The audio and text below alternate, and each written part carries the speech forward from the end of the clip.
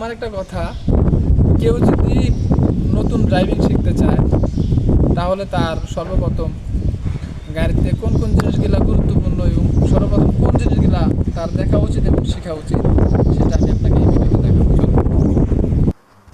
তো সর্বপ্রথম গাড়িটি কিভাবে স্টার্ট দিতে হয় সেটা আপনাদেরকে দেখাচ্ছি।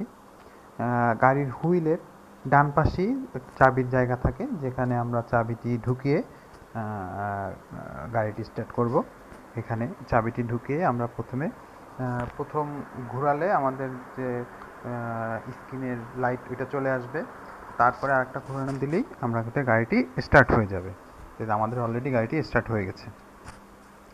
এই হচ্ছে সর্বপ্রথম গাড়ি স্টার্ট দেওয়ার জিনিস। আর এখন যেটা দেখতে পাচ্ছেন এটি হচ্ছে এক্সিলারেটর। নর্মালি যে অটো গিয়ারের যে গাড়িগুলো আছে সেখানে দুইটি প্যাডেল থাকে। একটা হচ্ছে অটো গিয়ার, এখন যেটি দেখতে পাচ্ছেন এটি হচ্ছে আমাদের গ্যাস তেলের যে সুইচ সেটা। তো যেটি বলতেছিলাম সেটি হচ্ছে দুইটি প্যাডেল থাকে অটো গিয়ার গাড়িতে, একটা হচ্ছে ব্রেক প্যাডেল আর একটা হচ্ছে এক্সিলারেটর প্যাডেল। এখন যেটি দেখতে পাচ্ছেন বাম পাশের ওইটি হচ্ছে ব্রেক প্যাডেল, এটা হচ্ছে ব্রেক প্যাডেল। আর ডান পাশের যে প্যাডেলটি আছে ওইটি হচ্ছে এক্সিলারেটর প্যাডেল।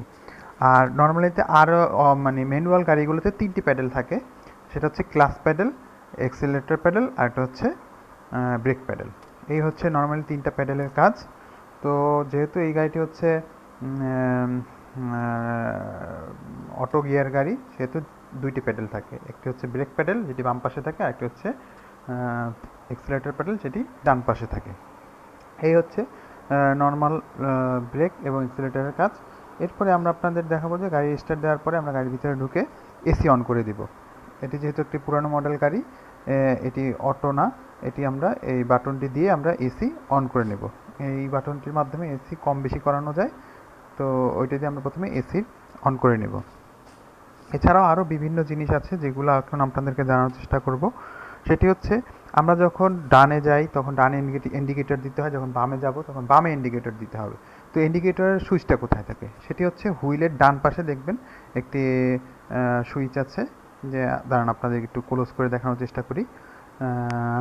এই যে দেখেন, জাস্ট চাবির উপরেই যে একটা সুইচ আছে, ওইটি আমরা নিচের দিক দিলে, এই যে দেখা যাচ্ছে, এটা আমরা নিচের দিক দিলে গাড়ি যখন ডানে যাব তখন নিচের দিক দিব, তখন ডান পাশে ইন্ডিকেটর জ্বলবে। যখন বামের দিক দিব, উপরের দিক দিব, তখন হচ্ছে বামের ইন্ডিকেটর জ্বলবে। আর মাঝামাঝি রাখলে তখন সেটি নিউট্রাল অবস্থায় থাকবে।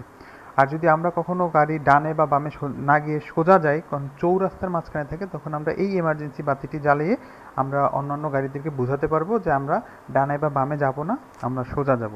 যদিও নর্মালি এটা এমার্জেন্সি ক্ষেত্রে ইউজ করা হয়, এরকম সিচুয়েশনেও আমরা এটি ইউজ করতে পারবো।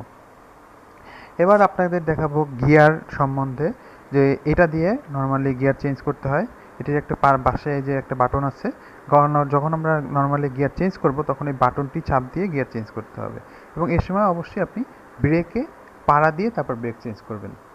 তো এখানে কয়েকটি জিনিস আছে, যেমন পি আছে, ডি আছে। পি মানে হচ্ছে পার্কিং, এখানে দেখা যাচ্ছে যখন পিতে থাকে তখন মানে গাড়ি পার্কিংয়ে আছে, তখন গাড়ি সামনে পিছনে কোথাও মুভ করানো যাবে না। এবং এরপরে আছে আর, আর মানে হচ্ছে রেয়ার, রেয়ার মানে গাড়ি যখন আমি পিছনে নেব তখন আরে নিলে গাড়ি পিছনে যাবে।